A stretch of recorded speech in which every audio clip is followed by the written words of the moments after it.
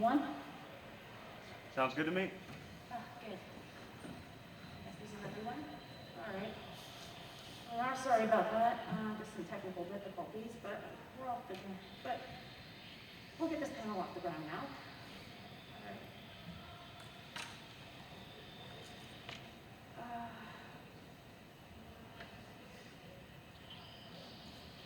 Oh,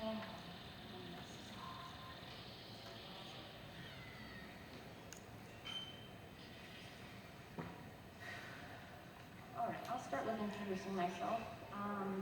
I am Logan, or you can call me Yoshi, whichever. I answer to both. So I got the inspiration to do this panel because, well, the Victorian period, it's a very fascinating time period, and also I really like anime, and I thought, why not put the two together and make this panel. All right, introductions aside, let's get into it. We'll start with a super duper summarized history.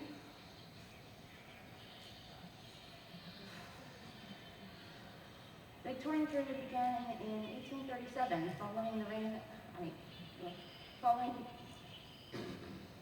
following the Regency era, when Her Majesty Alexandrina Victoria ascended the throne in June of that year, after the passing of her uncle, King William IV, whose only heirs all tragically died in infancy.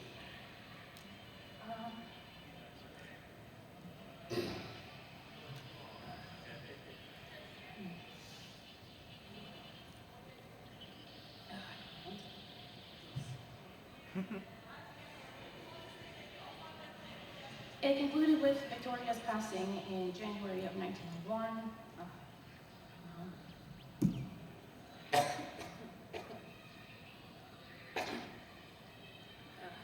Sorry, my throat's been bothering me all weekend.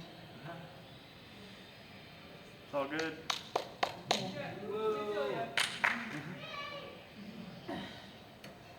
Anyway, the Victorian period concluded when Victoria passed away in January 1901, lasting a total of nearly 64 years.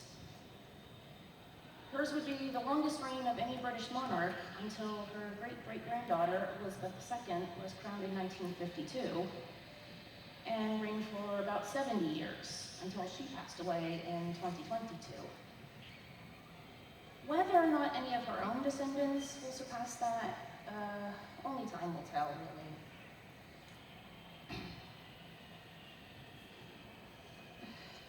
During this time, Great Britain, and really the world over, experienced drastic changes and discoveries in industry, economy, technology, health, medicine, science, mathematics, literature, education, the list goes on.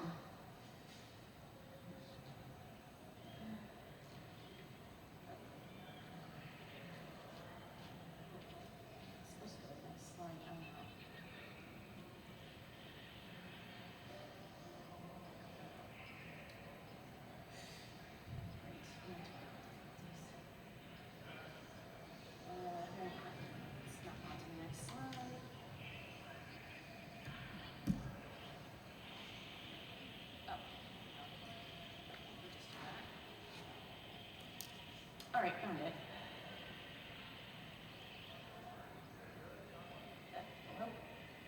There we go.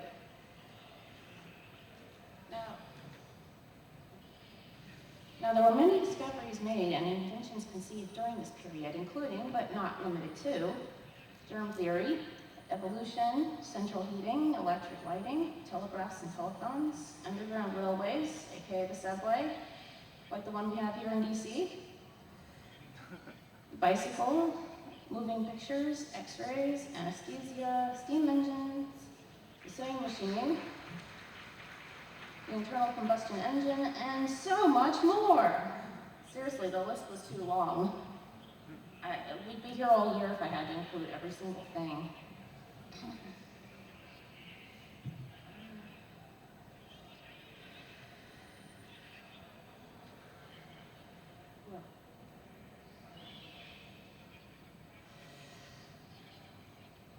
All right, before we go to the next slide, I want to give a fair warning. There's a lot of heavy stuff incoming. Yeah, warning, dark stuff ahead. You're probably wondering, well, why are you including these in the first place? Well, for good reason.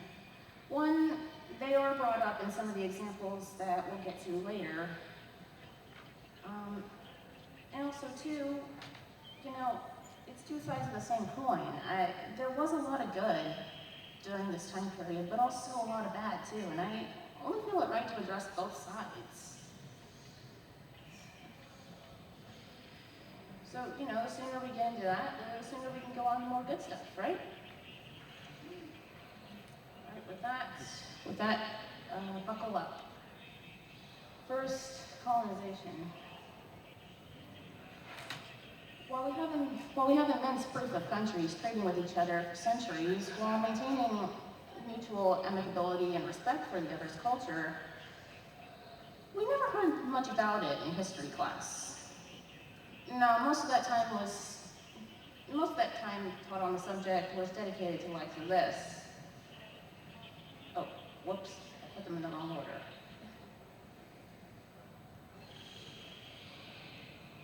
To this. Now true, they were not the only Western European nation to do this. France, Spain, the Netherlands, and all the Scandinavian countries also have a lot to answer for. However, going back, I don't know why it's out of order like this. However, having colonized 25% of the world at their peak, it goes without saying that the UK was the most prominent. And I don't think I need to mention all the borrowing that took place in the process. Oh, yeah, like I said. These colonies included, but were not limited to, Canada, Australia, Aotearoa, or New Zealand, India, Seychelles, Hong Kong. This was done primarily via trade routes through the East India Company, which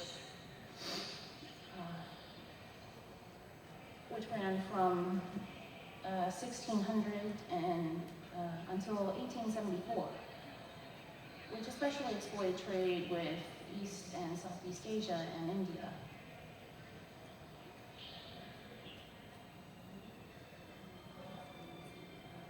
But on the upside, many former colonies have since gained independence, or at the very least, they act more independently than they did 2 centuries ago. All right, another biggie, classism.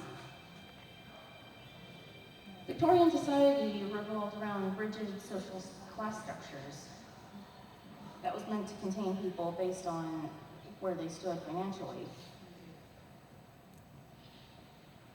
Although the rules set in place did not apply to everyone. For one, a title didn't necessarily mean wealth, and wealth did not necessarily mean a title. But the system, like you see here, was highly revered by the upper class, who deprived the middle and lower classes of any political power and higher education. Though thankfully they began to lose their authority on this towards the end of the century.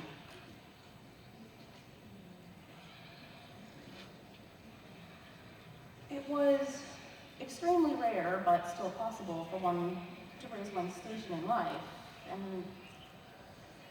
but the very idea was shunned. So let's say, for example, you were born to a lower middle class family, your father being a shopkeeper.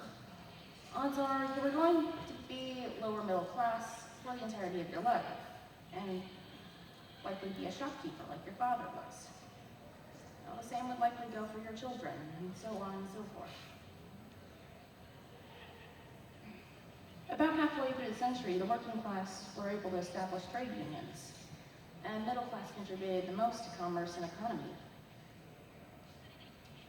The system has mostly gone by the wayside, after World War I, though there is still kind of a modified version. I mean,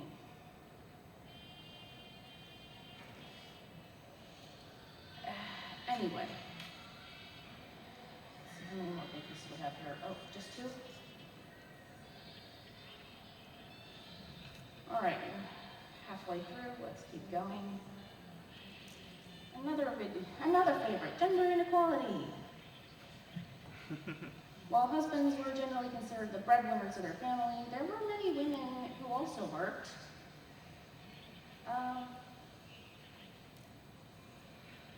They worked in factories, they worked as live-in help.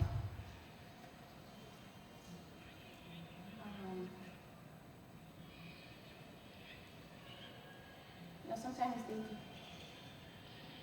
they could take on governess or nurse. They could take on the role of governess or nurse, both medical or childcare. Sometimes they even took on their parents' jobs.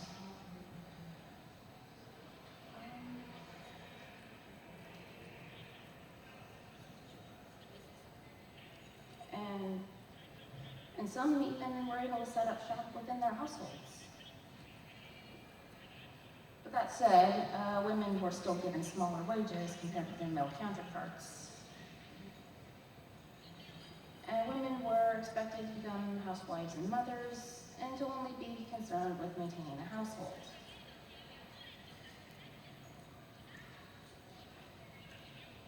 Granted, many of these housewives and mothers were able to set up shop within said household. And many still went to work anyway, especially those in the working class who could not survive on one income. Unfortunately, those who worked outside the household were often met with hostility and harassment. And because there were no laws to protect them, nothing could really be done.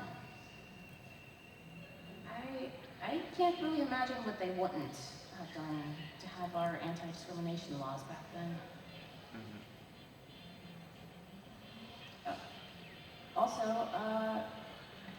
Also by this point, however, girls could now attend some universities beginning in the 1860s, although studies were still very gender specific. For example, it was considered appropriate for women to take on English literature, while Latin was predominantly a men's course. All right, we got one more biggie left, and then we can go on to more fun stuff. The Irish. When Ireland joined the UK in 1801, industrialism declined considerably, aside from linens, compared to neighboring countries in the same union. You take Scotland, for example, where industrialism was thriving. Right, so there was a lot.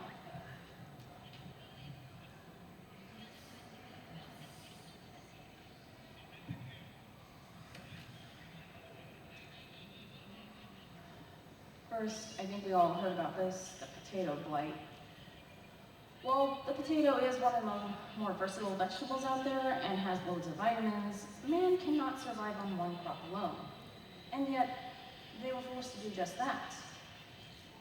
Every other crop that was grown there, and there was quite a variety actually, farmers were forced to export, leaving little to nothing for themselves at the end of the day. And when potato blight hit in 1845, to say it devastated the country would be an understatement. About 1 million lives were claimed by the famine, and another 2 million were forced to emigrate, primarily to the US and Canada,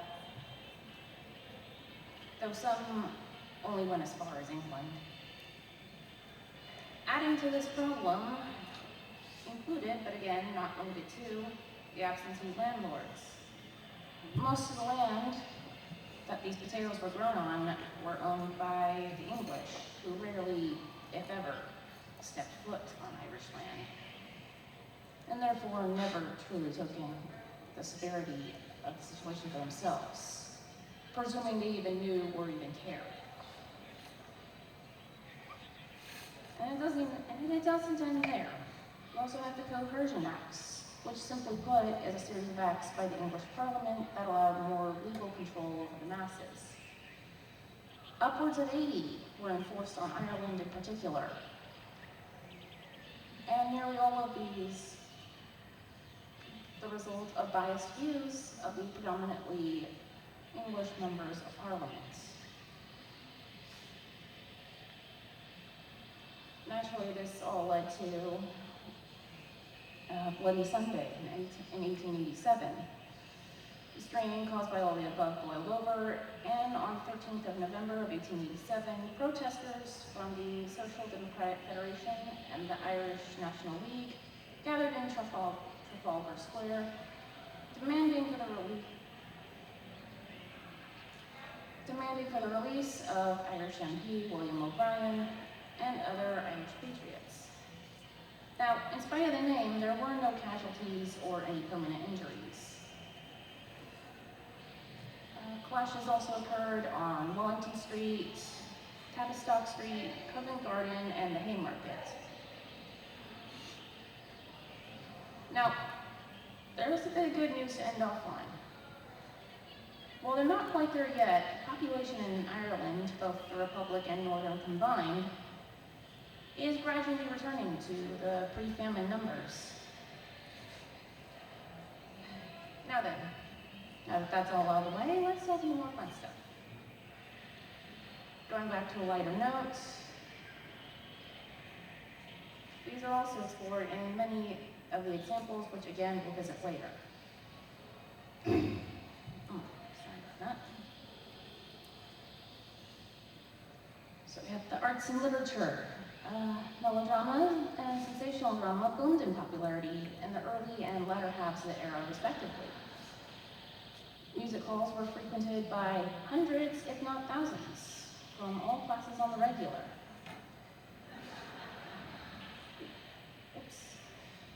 They were enjoyed by people of all ages during the day, but by late evening, it was all for the grown-ups only.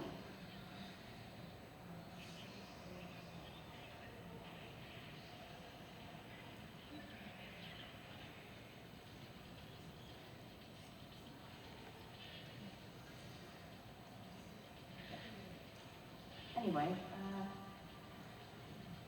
Victorian period saw higher rates of literacy, thanks in part to printing becoming larger and more efficient compared to previous eras, and also higher wages for working class citizens, meaning they could splurge on a nice new book if they wanted to.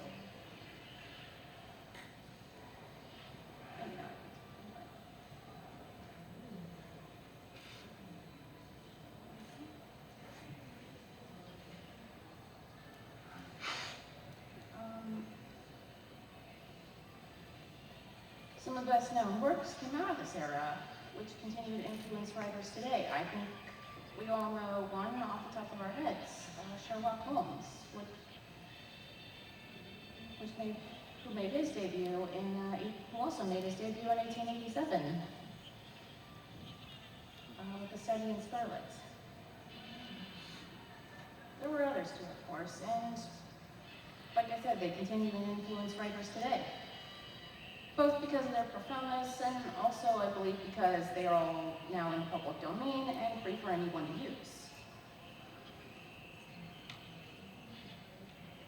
Oh, and the 1880s would bring about pieces on violent crimes in particular and high society scandals, such as the aforementioned Bloody Sunday and the infamous cases of Jack the Ripper.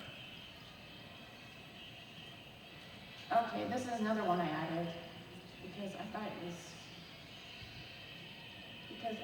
it was pretty interesting, and that would be flower symbolism.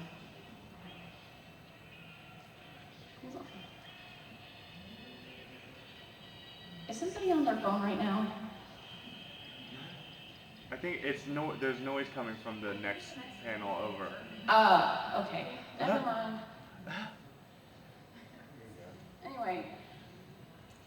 Anyway, flower symbolism became very popular as a means of subtle communication, sending secret messages through delicately arranged bouquets, in particular between lovers, secret and otherwise. Each flower had its own unique meaning, though many were similar. For example, red roses and pink peonies could both convey romance. However, red roses could also mean love, beauty, and courage, while pink peonies could also mean prosperity and good fortune. You could even arrange more than one flower type to convey multiple or elaborate messages. Now then, let's shake things up a little. It is time to play True or False.